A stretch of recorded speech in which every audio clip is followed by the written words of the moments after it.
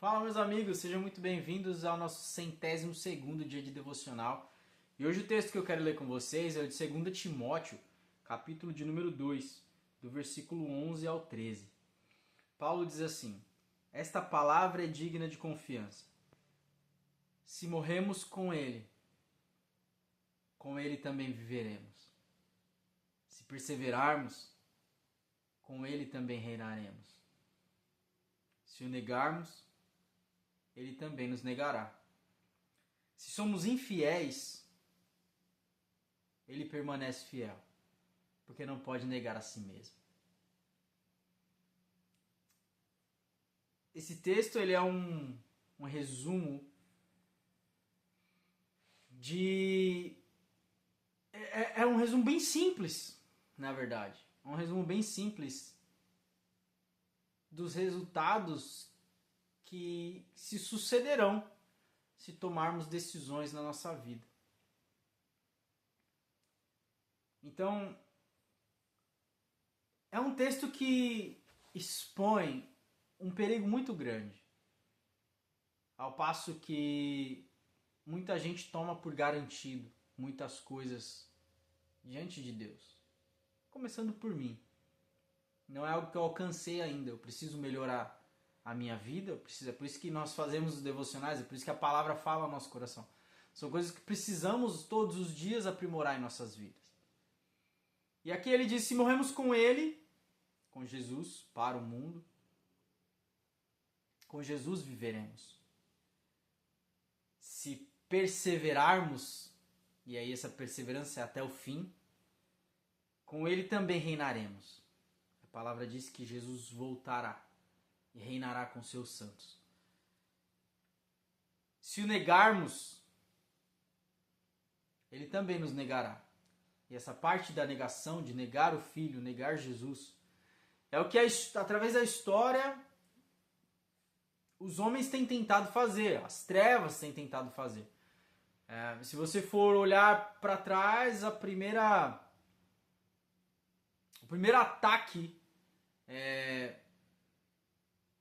que a gente pode dizer contemporâneo, o primeiro ataque agora de alguns séculos para cá, é de que não existia Jesus. Jesus nunca existiu. E aí os inteligentes da época diziam: Jesus não existe, porque a religião é o ópio do povo e religião é ruim, isso e aquilo. E aí eles desmereciam a existência de Jesus. Então Jesus nunca existiu. A tecnologia foi evoluindo e as descobertas arqueológicas e as provas foram sendo encontradas. Hoje os rolos do Mar Morto seriam ali as maiores provas dos textos antigos da Bíblia, que provam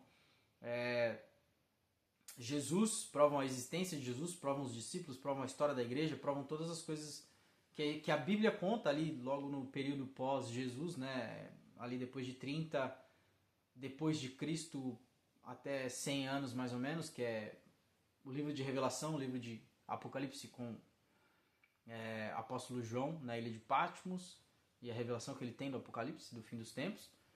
Então quando você pega as escrituras e todas as descobertas foram cada vez mais enfáticas, provando essas coisas, provando a história, provando o que aconteceu. Tem também relatos históricos que não são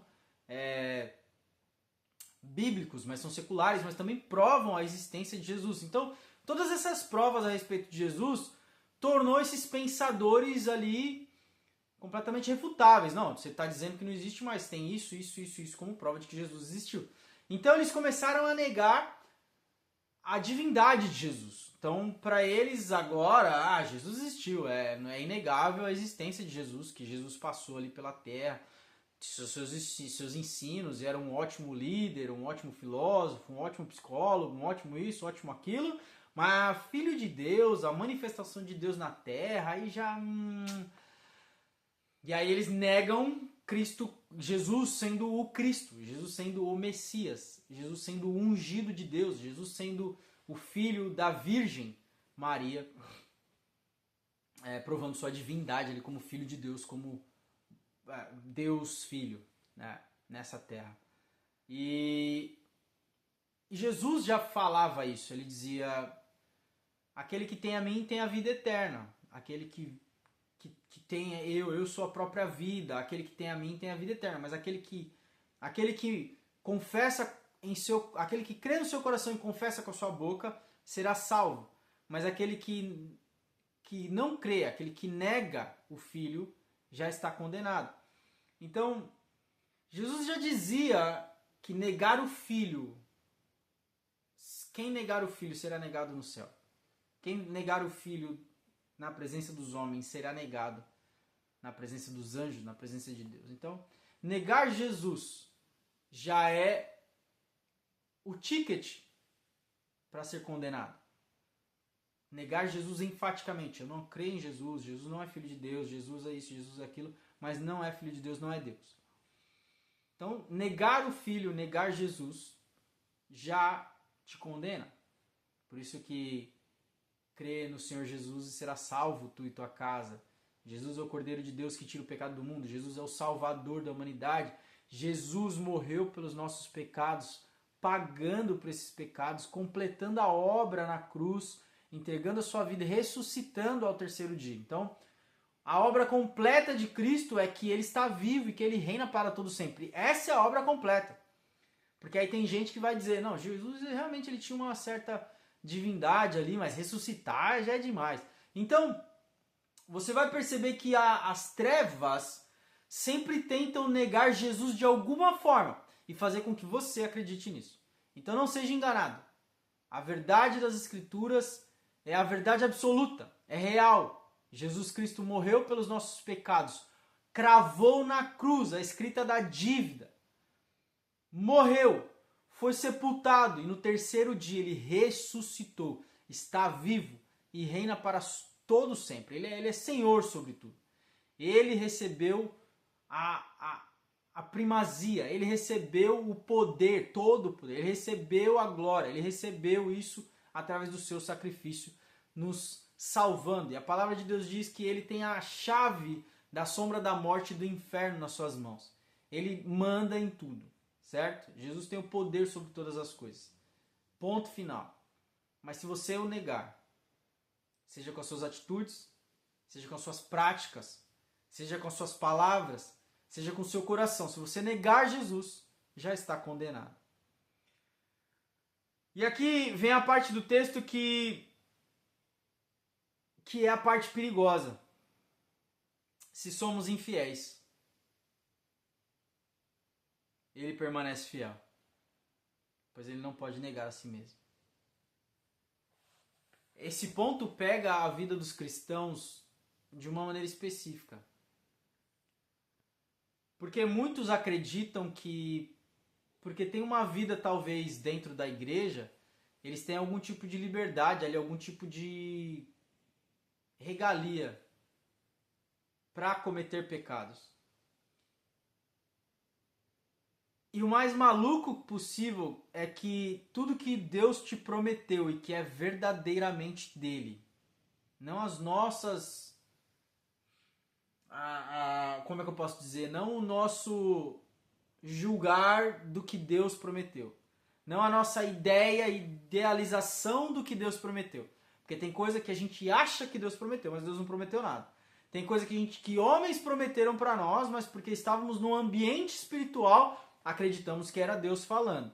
Então tem muitas coisas que não foi Deus que prometeu, mas que nós achamos que Deus prometeu. E nós tomamos posse daquilo que supostamente é abençoado e é a palavra de Deus, e a gente toma posse de coisas que Deus não prometeu para nós.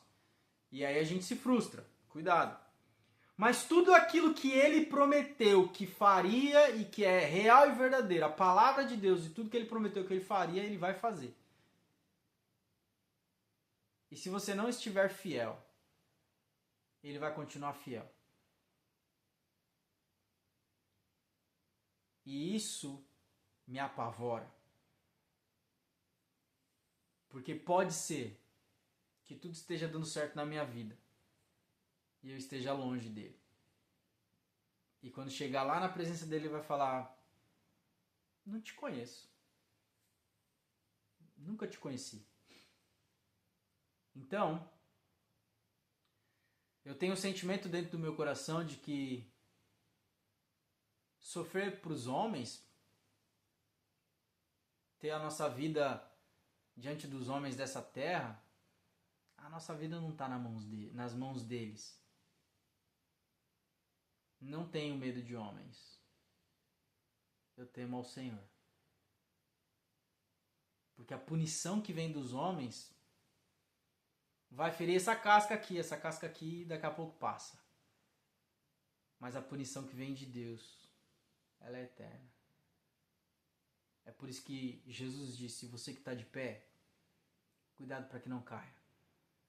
Ser fiel, vigiar e orar o tempo todo. Esteja alerta, esteja vigilante, esteja combatendo o bom combate como Paulo. Guardando a fé. Então ainda que a gente tenha essa regalia de que se você não for fiel, ele vai continuar fiel, então quer dizer que eu posso ali dar umas vaciladas? Não. Paulo vai dizer, a lei foi entregue para mostrar que somos incapazes de sermos fiéis. E aí ele vai dizer, quer dizer que por isso então a gente vai pecar mais, para que a lei fique ainda mais evidente que somos incapazes? E ele diz, de maneira nenhuma. Não devemos viver com espaço para o pecado. Devemos fazer como Paulo diz, esmurrando o próprio corpo. Esmurrando o próprio corpo. Levando ele cativo à obediência a Cristo. É guerra. Estamos em guerra. E que se Deus está sendo fiel na sua vida, seja porque você permanece fiel. Pense nisso. O que você está fazendo da sua vida? Qual é o seu nível de fidelidade? Qual é o seu nível de entrega? Mude a sua mentalidade. Renove a mente. Renove as práticas. Abandone os maus hábitos. Comece novos hábitos bons. Pelo amor de Jesus. Para que você continue sendo fiel. E aquilo que está te levando para a infidelidade, abandone imediatamente. Sem margem para erro. Não aposte a sua salvação. Porque esse pode ser o seu último dia. Oremos que não, mas pode ser. Pode ser o meu último dia. Quem sabe? Beleza?